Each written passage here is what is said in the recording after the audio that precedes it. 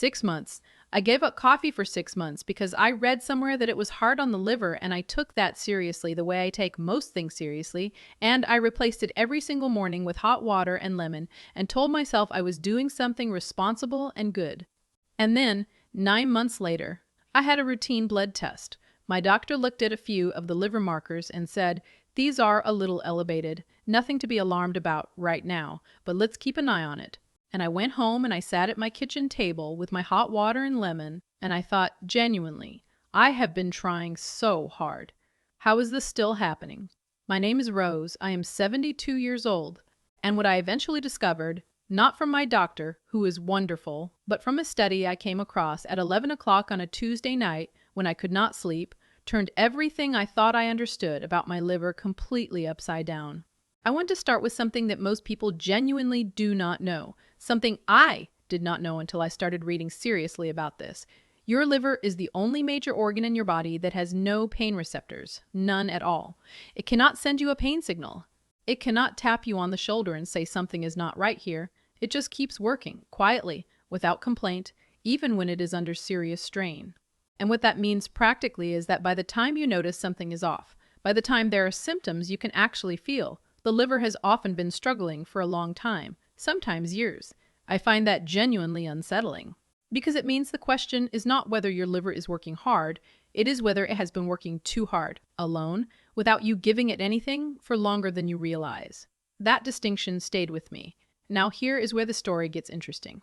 After I found out my markers were elevated, I went into research mode the way I always do, which means I did not sleep properly for about a week, and my reading glasses were constantly on top of my head. And the first thing I expected to find was a long list of things I needed to stop doing. More restrictions, more removal, and there were some of those. But the thing that surprised me most was not a restriction. It was something I had already given up, something sitting right in my kitchen that I had decided was the problem, when it turned out it may have actually been part of the solution all along. I am going to come back to that. But first, I need to explain what happens to the liver specifically after 60, because it changes how everything else I am going to say actually lands. As we get older, the liver gradually receives less blood flow than it did earlier in life. Its ability to process certain things, medications, dietary fats, compounds we are exposed to every day, slows down, not all at once, quietly, over years. And there is a condition that has become extraordinarily common, called non-alcoholic fatty liver disease, which means fat has accumulated in the liver in a way that interferes with how well it can function. Roughly 1 in 4 adults has some degree of it. And here's the detail that stopped me. The vast majority have absolutely no idea, because the liver does not tell you. It adjusts, it compensates, it keeps going. The signs, when there are any, are things most of us have already quietly accepted as aging. Feeling tired in the afternoon, even when the morning was fine. A heaviness after meals that takes too long to settle. A stubbornness around the midsection that does not respond to anything you try. I had all 3 of those for years. I assumed they were just 62, then 65, then 68. I stopped asking why. I think that was a mistake worth naming. So, what actually helped? Here is what I have been building toward, because I want the picture complete before I tell you what the change was. Coffee. Specifically, plain black coffee, nothing added, has more published clinical research behind its relationship to liver health than almost any other single dietary item that exists. Not fringe research, not small studies. Large, replicated, peer-reviewed work involving hundreds of thousands of people tracked over decades. The findings are remarkably consistent. People who drink 2 to 3 cups of regular coffee per day show substantially lower rates of liver inflammation, liver scarring, and the kind of fat accumulation I just described. The compounds responsible, and there are several, not only caffeine, appear to interrupt the specific cellular processes that cause liver tissue to become damaged over time. When I read this, I sat with it for a long moment, and then I went and made a cup of coffee. At 11:15 at night. It was not my finest decision in terms of sleep. But here is the thing I did not expect. Fixing what I had removed was only half the answer. Because there was something I was still using every single day, something so ordinary I had never once thought to question it, that was quietly working against everything the coffee was supposed to help with, and it had been sitting on my kitchen counter the entire time. The second change had nothing to do with adding something new. It had to do with something I had already been using for years, just in the wrong form, and the difference between the two forms is not something most people would ever think to check: cooking oil. Specifically, I had been cooking with a refined vegetable oil blend for as long as I could remember. The bottle said it was light, heart-healthy, suitable for high heat. It was cheap, and it was convenient, and I never questioned it once. But refined vegetable oils, the blended, processed kind, undergo a level of industrial treatment that strips out most of what made the original plant useful and replaces it with compounds that, when consumed regularly over years, appear to contribute to the exact kind of low-grade liver inflammation I was trying to fix.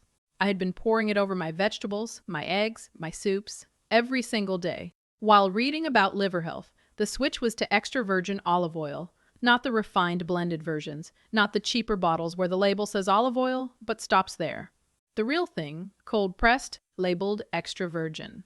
The specific compounds in high-quality olive oil appeared to reduce inflammation inside liver cells, the kind that accumulates quietly over years and eventually makes the liver less efficient at everything it does. Clinical studies have shown measurable improvement in liver markers after consistent daily use over about 12 weeks. That is, 3 months of drizzling something over your vegetables, your soup, your eggs. Something I was already doing, just with the wrong thing. My daughter visited a couple of weeks after I switched and said the food tasted better. I did not tell her why I had changed anything. I was still gathering data. Now, I want to be careful here, because I know some of you are managing acid reflux, or your doctor has specifically recommended limiting caffeine for reasons particular to your health. Please take that seriously. What I found, for me, was 1 cup of coffee in the morning and sometimes a second one before noon. I am not suggesting you ignore what your doctor has told you. I am telling you what the research says and what I noticed when I paid attention to my own numbers over the following weeks. Here is what I want you to sit with, because I think it is the part that actually matters. I spent 6 months removing something that was helping me, while every single day continuing to use something that was working against me. I was paying attention. I was reading. I was making deliberate choices, and I was still getting it backwards, in a very quiet, very ordinary way. That is not carelessness. That is what happens when we have one piece of a complicated picture and assume we have the whole thing. And the only response I know is to stay curious, especially when something genuinely surprises you, instead of filing it away because it does not fit the story you already had. Has there been something you gave up that you later found yourself wondering about? Something that seemed like the right thing to cut, but you were never quite sure it made a difference either way? Leave it in the comments. I ask sincerely, because the most useful things I have learned over these past 2 years have not come from late-night reading. They have come from people who were paying close attention to their own bodies and were willing to say so. Before I go, I want to come back to something I mentioned at the beginning and then moved past. I said the liver has no pain receptors. And when I think about that now, I think about how easy it is to neglect something precisely because it never complains. The people in our lives who quietly keep everything running, the habits that are working in the background without announcing themselves. The organ that processes everything you eat, everything you drink, everything you take, IVD, and does it without ever once asking for acknowledgement. There is something in that worth paying attention to, not just as biology, as a reminder that silence is not the same as okay. If this video helped you, subscribe. I post every 2 days. Practical things, things I have actually tried and actually looked into, nothing invented, nothing exaggerated. And in 2 days, I am going to share the one thing I now eat at breakfast that does for the liver what a full night of sleep does for the rest of the body. It is simple, it is inexpensive, and it is almost certainly already sitting in your kitchen right now. I will see you then. I am Rose. Go take care of yourselves tonight. You have earned it.